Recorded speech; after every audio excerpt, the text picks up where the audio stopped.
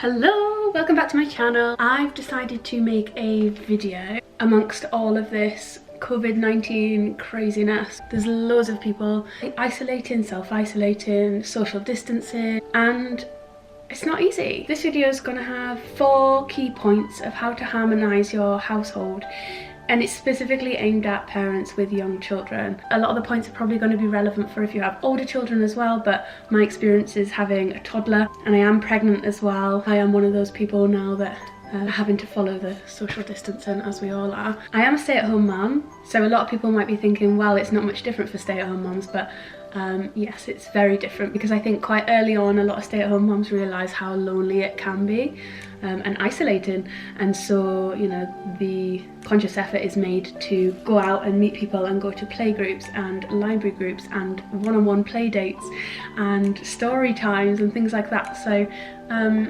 you know, there is that effort to be social when you are a stay-at-home mum, so I can totally appreciate and have felt them feelings of loneliness, isolation, and that's why I wanted to make this video, because I guess prior to this outbreak and lockdown I have got a bit of experience in changing things up in my household to make things a lot better for everybody's mood and mental well-being. So this is going to be a positive video, obviously, with some tips, but that's not to say that we don't have a lot of worry and anxiety as parents in this house.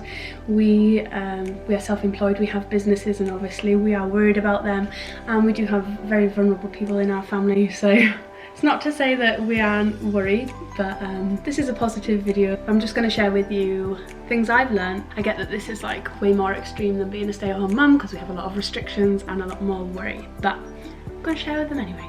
Hopefully they can help somebody. Let me know in the comments below if they help, or if you've got any other tips. So the first major tip would be to start your morning by setting the atmosphere in your house. What is the mood, what is the tone in your house for the day? And you really want to do that as soon as possible, really. It doesn't matter if you're still in your pajamas, it really doesn't matter. I think setting the tone for the morning is so important. So I light a candle. I find like that's my treat. I feel like as I light that candle, I'm basically saying it's gonna be a good day in here today. The lovely smells and the lovely lighting. I'll put some uplifting music on. So in the morning, if it's really early, I like to put something gentle on, like bird noises. I know that sounds daft, but in the summer I would open the windows and hear the birds, but obviously where it's been cold, not TV, not news. You want to be conscious of what you are filling your mind with now. It's like, okay, we know what's happening now. Yes, we need to be updated, but could we just be updated on the evening news? Do we really need to be updated by our hundreds of friends on Facebook that are all posting about coronavirus, and half of it probably isn't accurate? Be conscious of what you're filling your body and your mind with each morning. I always allocate my cleaning for the day in the morning, so that, you know, you're setting the day off on the best foot. So I'll after we've had our breakfast, I will, you know, clean the kitchen, and I'll just have a tidy up. I know she's going to trash the house with her toys, my toddler, but that's okay, as long as like I'm starting off on a good foot. And you look around, you're like, good, okay, this is great.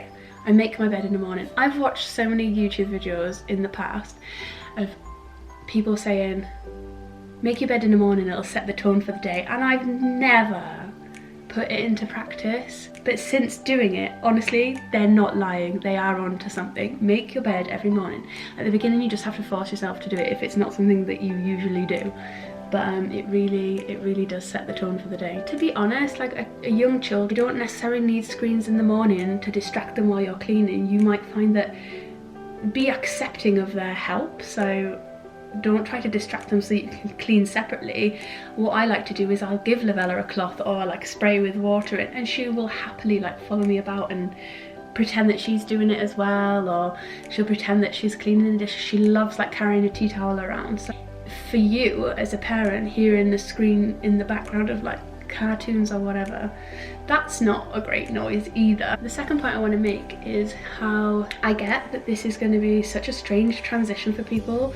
If anybody's heard of the movement called slow living, it's something that I've been practicing for a while now, and that's a lot of what my videos are on. Slow parenting, slow living. The funny thing about it is it's not an instant thing. It's definitely a journey, and it's steps that you take gradually and consciously.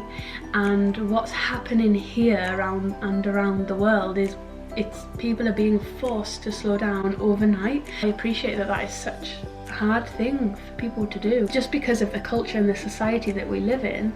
It's just so fast paced, and all of a sudden like we're asked to, you know, completely slow down. And so I thought I'd just outline a couple of important points about slow living that might be transferable to now people having to slow down. You become very appreciative?